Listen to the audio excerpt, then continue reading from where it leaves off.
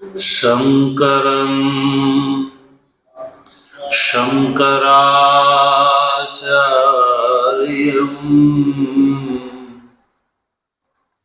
केशवं बादरायणं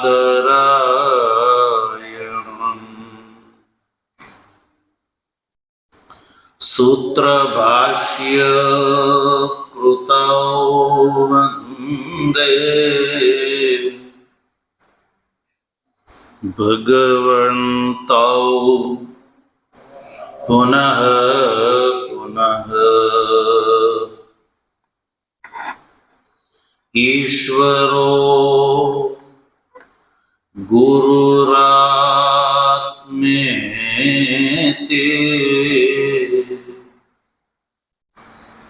मूर्तिभेद विभागिने व्योमवद्व्याप्तदेहाय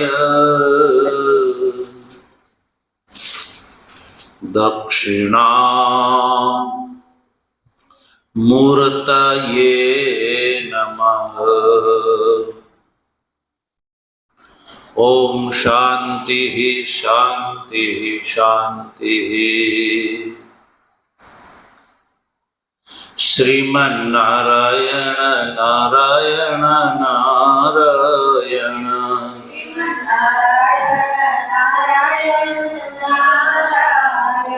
श्रीमन्नारायण नारायण नारायण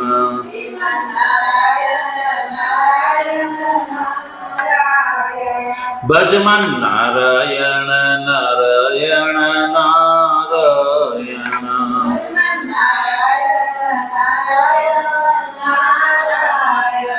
भजमन नारायण नारायण नारायण।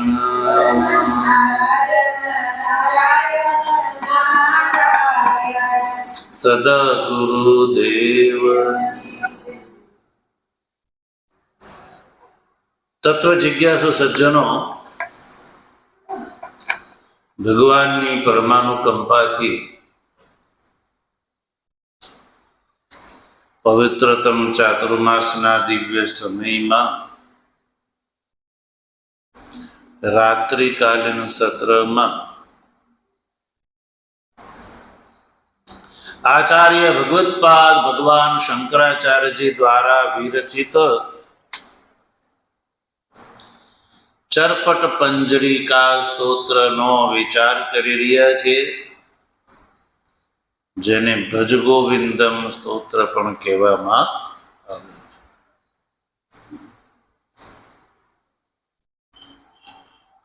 आ स्त्रोत्रना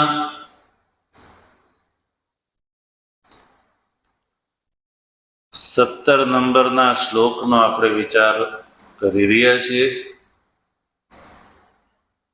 सुर मंदिर सुरतटिनी तरु मूल निवास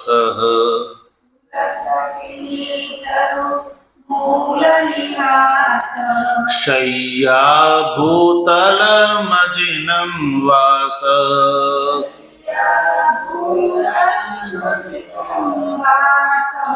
सर्व परिग्रह भोग त्यागः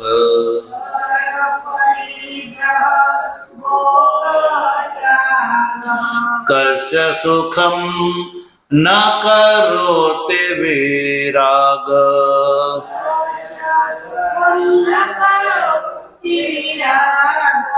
भज गोविंदम भज गोविंदम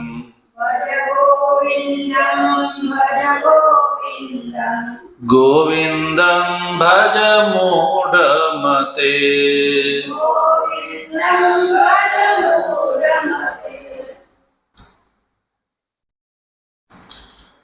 स्तोत्रकार आ श्लोक में वैराग्यનું સ્વરૂપ બતાવે છે। શેનું? વૈરાગ્ય। વૈરાગ્ય એટલે શું હશે ભાઈ?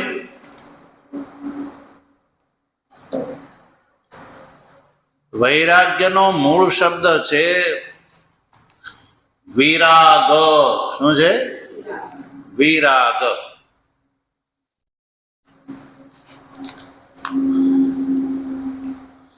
વૈરાગ્યમાંથી અંતિમ પ્રત્યય હટાવી લો તો વિરાગ શબ્દ થઈ જાય. વિરાગ. વિરાગમાંથી વી હટાવી લો તો શું વધે? રાગ વધે. શું વધે? રાગ. તો રાગ એટલે ખબર ને? રાગ એટલે આસક્તિ. શું છે? સંસાર પ્રત્યે આસક્તિ. એને રાગ કહેવામાં આવે છે. તો આ રાગ જેનો વી એટલે વિગત ચાલ્યો ગયો છે, જેને સંસારમાં રાગ નથી, એને સજ્જનો વિરાગ કહેવામાં આવે. રાગ ચાલ્યો ગયો હોય એ અર્થને વિરાગ કહેવામાં આવે છે. એટલે વિગત રાગ વિરાગ. ચાલ્યો ગયો છે, નીકળી ગયો છે રાગ.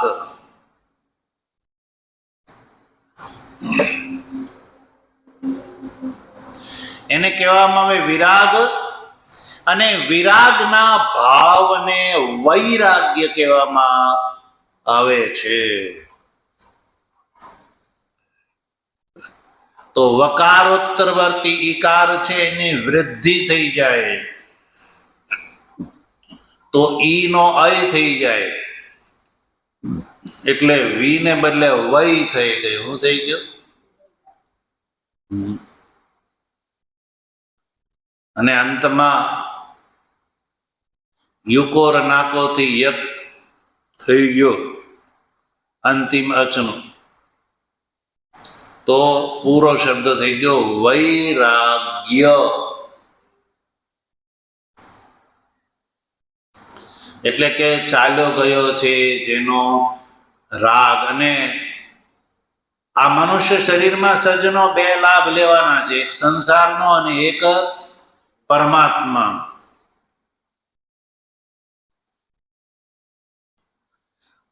આ બેમાંથી કયા લાભનું વર્ણન કરવું? સંસારનું યા પરમાત્માનું? કયું?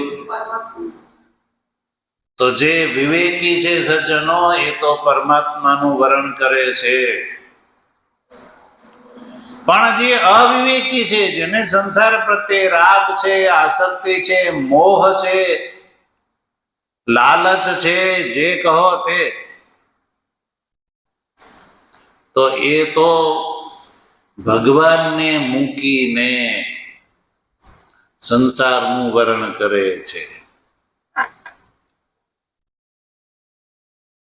ભગવાનની સામે આખો સંસાર હોય તો એ નગણ્ય છે. પણ મૂઢ જેવો શું કરે છે? ભગવાનને મૂકીને સંસારમાં જ પડ્યા પાથર્યા રહે છે.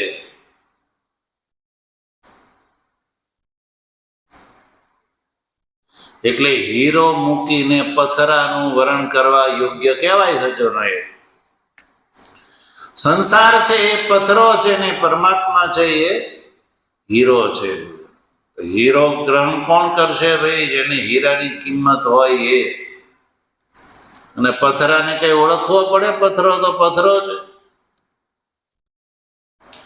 હીરો ખોવાતું હાથથી રે આવો અવસર પાછો નહીં મળે રે જે. તો મનુષ્ય જન્મની અંદર જ આ હીરાને મેળવી શકાય છે સજ્જનો. અને જે પદાર્થને લેવાની આ જીવના મનમાં હંમેશા લાલસા રહે છે, રાગ રહે છે, પદાર્થો તો કીડી મકોડા, ઘોડા, ગધેડા, કૂતરા, કાગડા બધાને વગર માગે મળે છે. આ વાત સજ્જનો જેને સમજાઈ જાય છે એ સંસારને છોડી દે છે.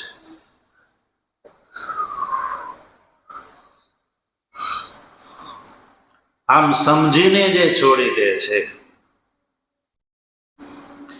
સંસારના પદાર્થનો પરીક્ષા કરીને જે છોડી દે છે, પછી ક્યારે પાછું વળીને એ તરફ જોવાની જરૂર પડતી નથી. જો જોયા જાણ્યા વગર છોડી દીધો હોય તો એમ થાય કે લે એની અંદર કંઈક સારું તો નહીં જતું રહ્યું હોય એવું. પણ શાસ્ત્રના પ્રમાણના આધારે મનમાં એ નક્કી થઈ ગયું કે દૃશ્યમાન સંપૂર્ણ સંસાર જે છે એ નાશવંત છે, એકમાત્ર પરમાત્મા જે છે એ જ શાશ્વત છે. આ વાત સજ્જનો સમજાઈ જાય ને એને સંસારમાંથી વૈરાગ્ય થાય અને પરમાત્મા પ્રત્યે પ્રેમ થાય. અને પછી વૈરાગ્ય એટલે વૈરાગનો અર્થ છે કોઈ પણ પ્રકારના સંસારના પદાર્થોની લાલસાનો અભાવ.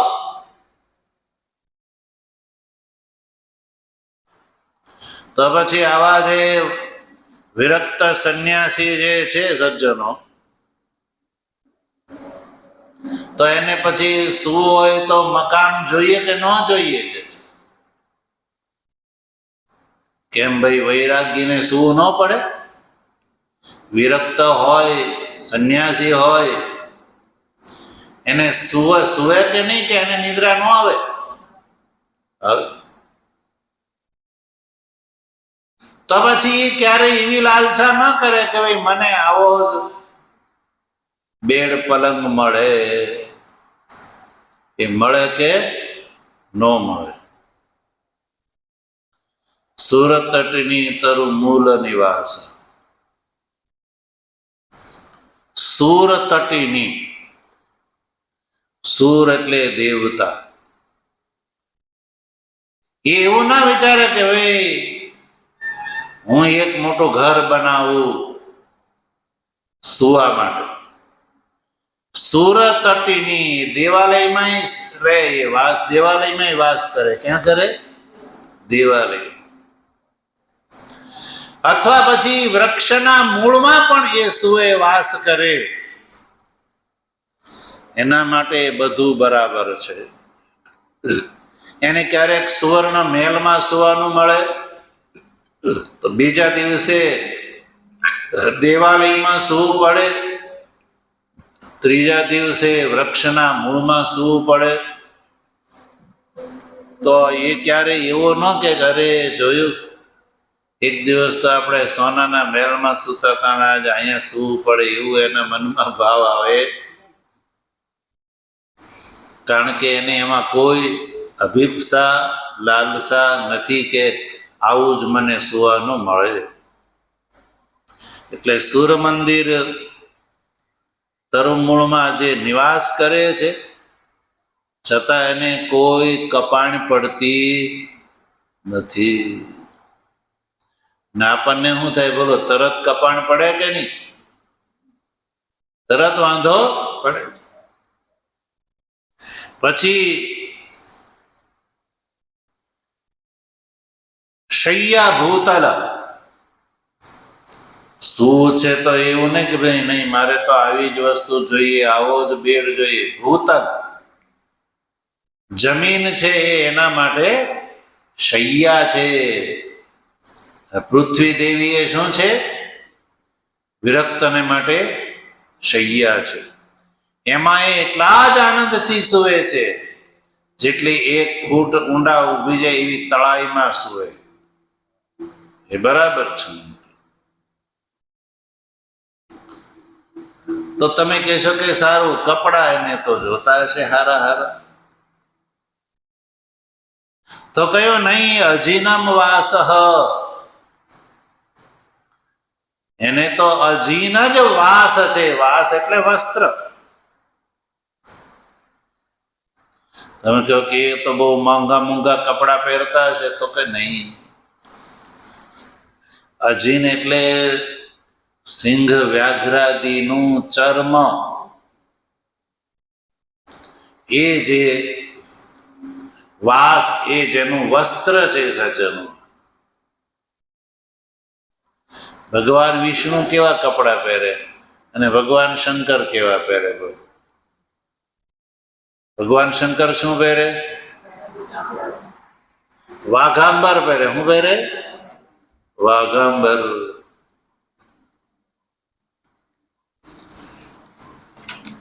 અને ભગવાન શંકર એ વિરક્ત છે, વૈરાગ્યનું સ્વરૂપ છે.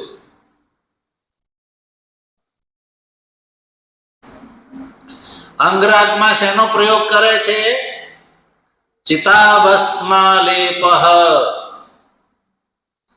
ચિતાની ભસ્મ બોલો હોય, જેને કોઈ સ્પર્શ પણ ન કરે એ જે ભસ્મ છે એ શરીરે ચોળે છે.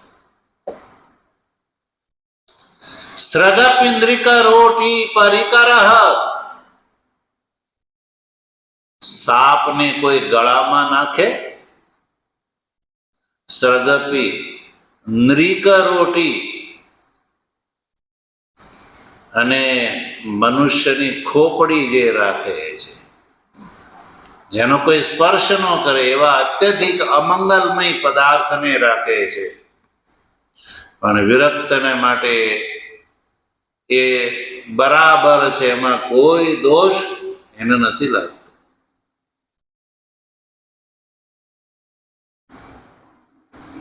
ભગવાન શંકરના જે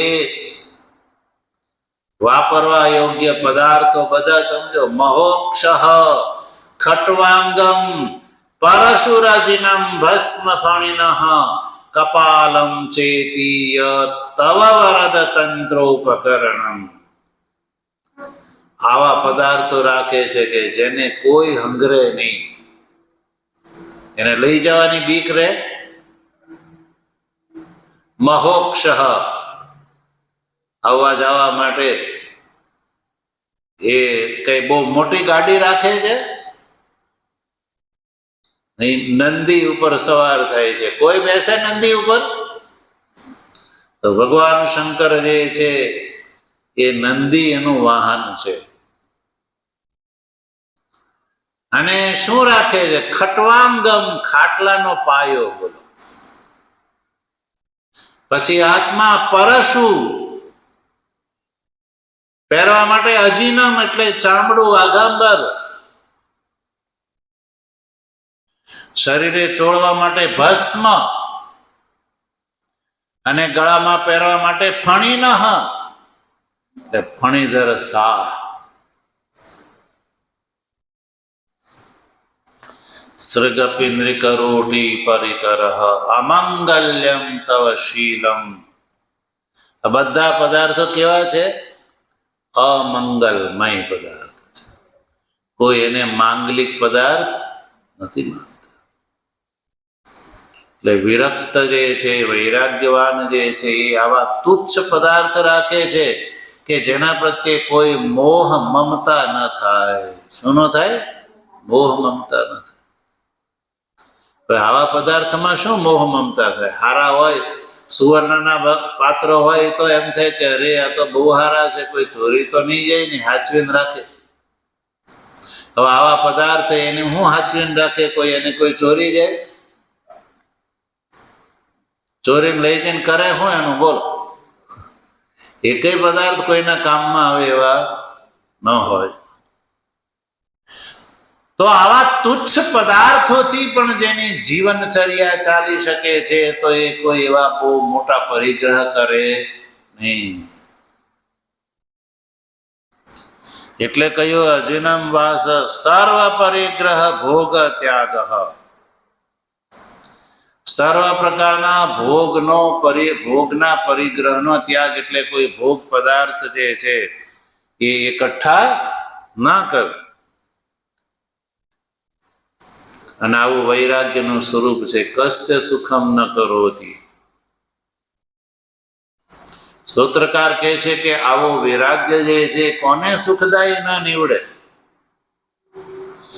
એને કોઈની કોઈ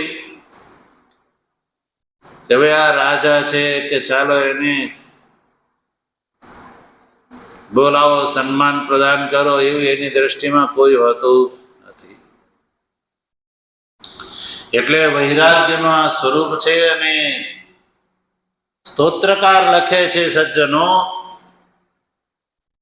કે પ્રત્યેક મનુષ્યને જ્યારે આવા પ્રકારના વૈરાગ્યની પ્રાપ્તિ થાય ત્યારે એ જ્ઞાનનો ભાગીદાર થઈ જાય છે.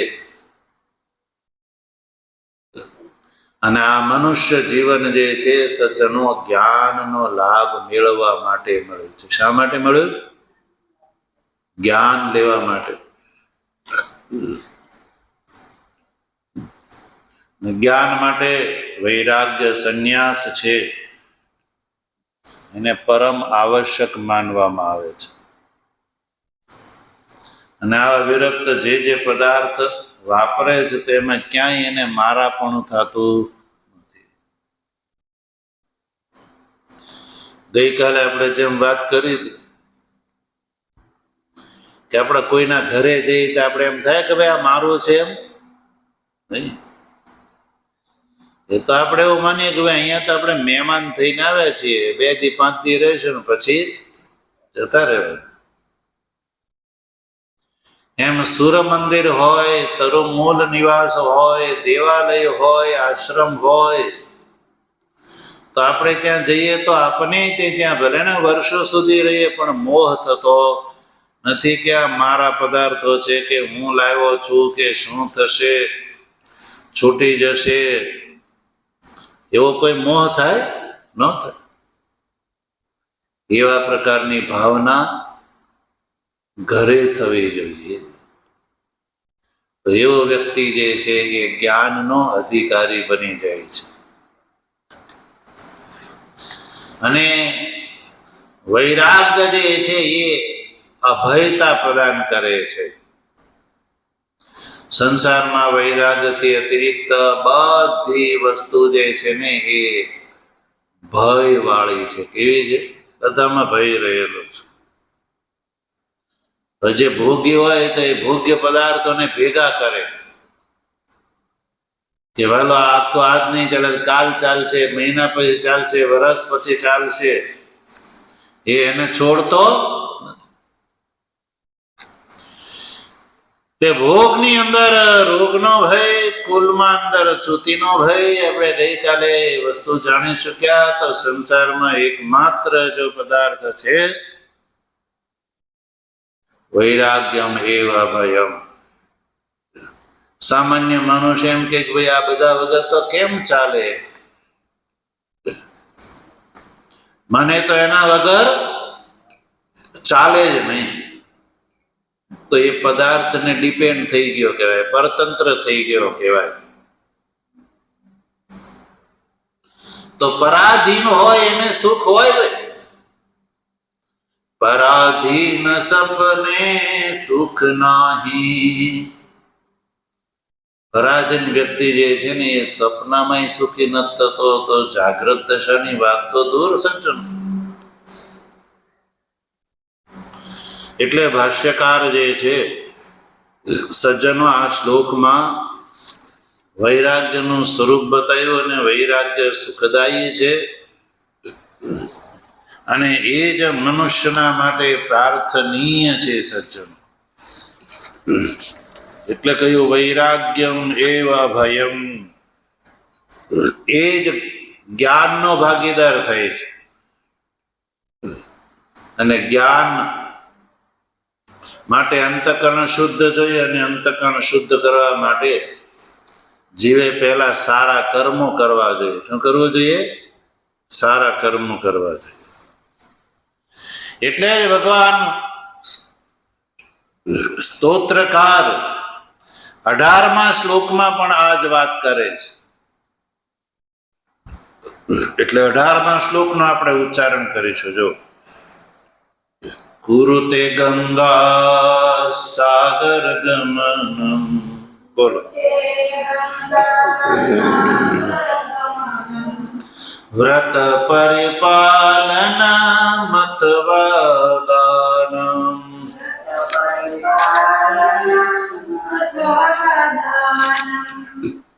જ્ઞાન વિહીન સર્વમતેન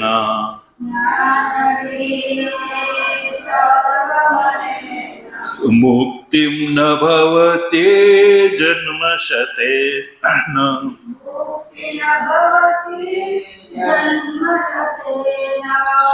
ભજ ગોવિંદમ ભજ ગોવિંદમ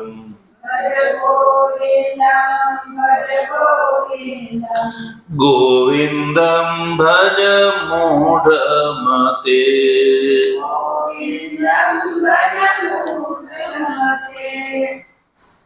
શું કે છે 18મા શ્લોકમાં?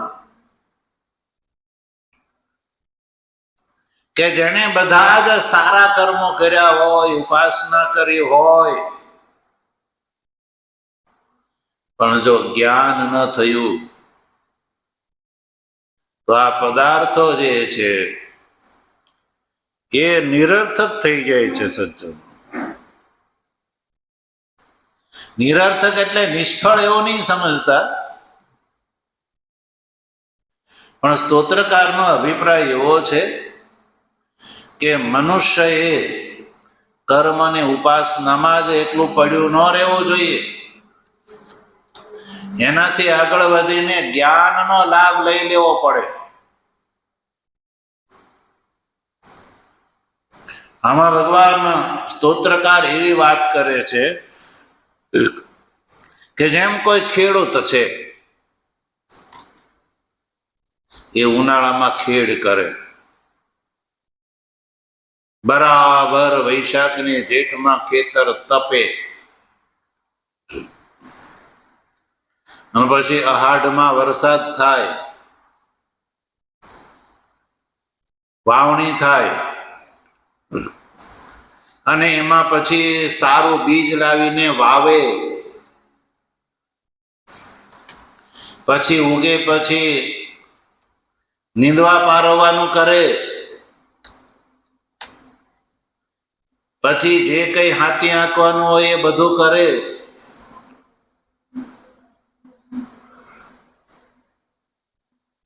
ખાતર લાવીને નાખે, ઉગી જાય, પાણી મૂકે, ધ્યાન રાખે, ખેતરની રખેવાળી કરે, 5, 6, 7 મહિના સુધી એને પાકવાનો એ ઇંતજાર કરે, વેઇટ કરે, અને પાક બરાબર પાકીને લહેરાય, લણવાનું થાય, પણ આટલી બધી મહેનત કરે અને લણવાનું થાય ત્યારે લણે નહીં.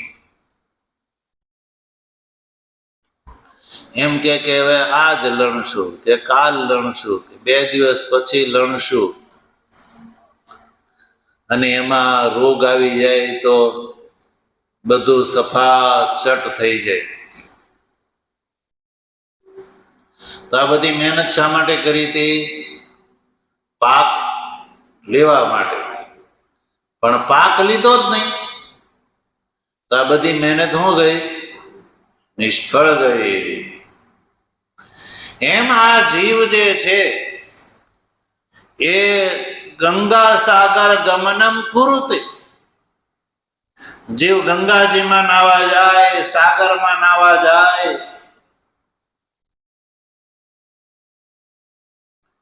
વ્રત પરિપાલનમ અથવા દાનમ, વ્રતનું પરિપાલન કરે, દાન કરે, આ બધું જે છે એ સતત કર્યા જ કરે, કર્યા જ કરે. પણ જ્ઞાન વિહીન, જ્ઞાન વિહીન કર્યા કરે. જેને એ શાના માટે છે? જ્ઞાન માટે છે. પણ જ્ઞાન લેવા માટે પ્રયત્ન ન કરે તો જ્ઞાન વિહીન સર્વમતેન. જ્ઞાન વિહીન એટલે જ્ઞાનનો લાભ ન લીધો તો આ બધાનો લાભ જે છે એ શું કહેવાય? બોલો, અધૂરો કહેવાય, એકડા વગરના મીંડા જેવો કહેવાય. અને જ્ઞાન વગર જે છે, કોઈ કહે કે હું આ બધા કર્મ ઉપાસના વગેરે કરું, એનાથી હું મોક્ષ મેળવી લઉં, તો સ્તોત્રકાર કહે છે સજ્જનો, જ્ઞાન વિહીને જન્મ શતીન મુક્તિમ ન ભવતી. 100 જન્મ ચાલ્યા જાય ને તો આ જીવ મોક્ષનો ભાગીદાર થઈ શકતો.